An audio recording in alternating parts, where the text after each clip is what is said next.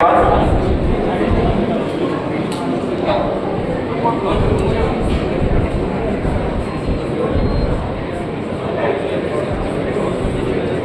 no problem.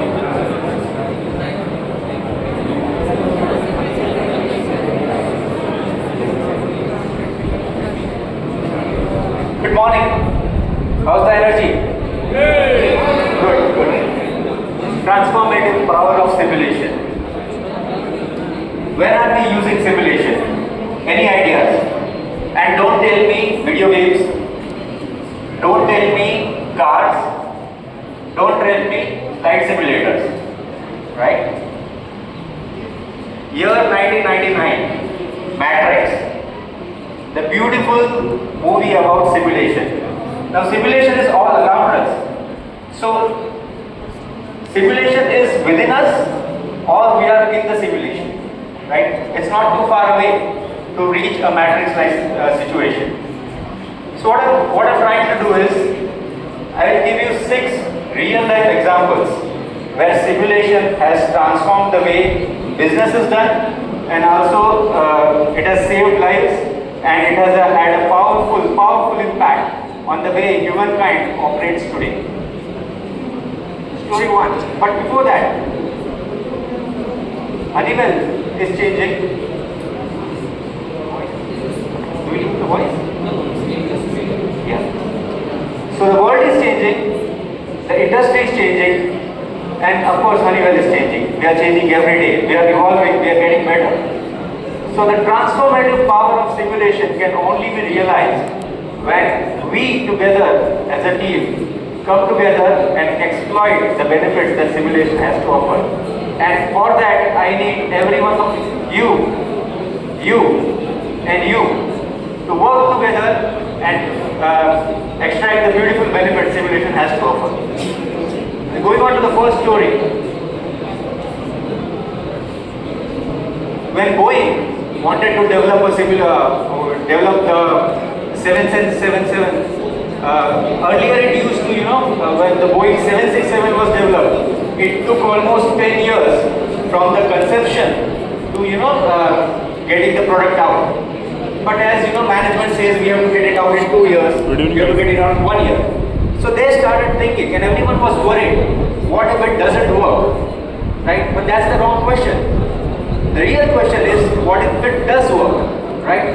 So they used simulation to build a 3D model of millions of parts together. Everything was tested well before it went live, and it allowed them to, test billions of configuration before they, and it was actually released ahead of time. So Boeing 777 is a testament to how simulation can be used to, impact the design and everything. Second story, Formula 1 racing. Okay, so the difference between the winner and loser is almost 100% in terms of dollar value. But does the first person comes 2 times faster than the other person? No, it's only a difference of milliseconds.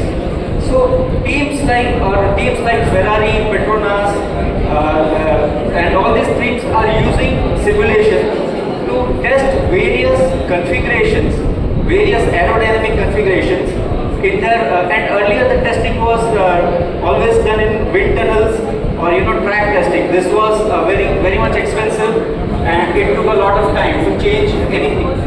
So they started using simulation. They used computational fluid dynamics to how the wind flows over the car at blistering speeds. And in one of the races in maybe 2018, in the middle of the race, they were using live simulation. They changed the configuration of the DAS to change the toe angle a little bit, and it gave tremendous change to the speed and gave them a very good competitive advantage. And when you have that advantage, it transfers a lot into, there's a lot of branding, there's a lot of dollar value, people want to buy your car, right? So simulation is definitely impacting the bottom line. Next story, Mars. Very interesting, right? Even if you want from here to go to Tulsiwar, right? you will see maps. Google Maps is definitely, it's a very good simulation. It's still a simulation. It looks realistic, but it's a very good simulation. Right?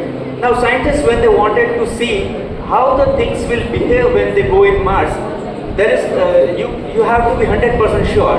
So they spent extreme amount of money into creating a simulation because the margin of error is very less. So on the entire sequence of landing and the last 7 minutes of landing where the Perseverance rover was 100% autonomous, that was tested well before it went on to split, and now it is still functional. It is giving excellent data, and I think it will be very helpful to humankind. Next story. Medical. How simulation is impacting the medical field. So, anyone is aware of conjoined twins? What are conjoined twins? Right. So, there are medical cases in which children are joined at the birth, right? So you will have two people who have different mouth, different head, but common digestive system or common. So there was a case in which brother and sister, the heart was in one of the bodies and the kidney was in other body, right?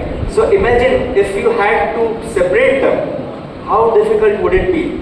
And the surgery of conjoined twins has the lowest success rate. It's about less than 5 to 10%. So using simulation, they built a realistic model using the data from the actual patients.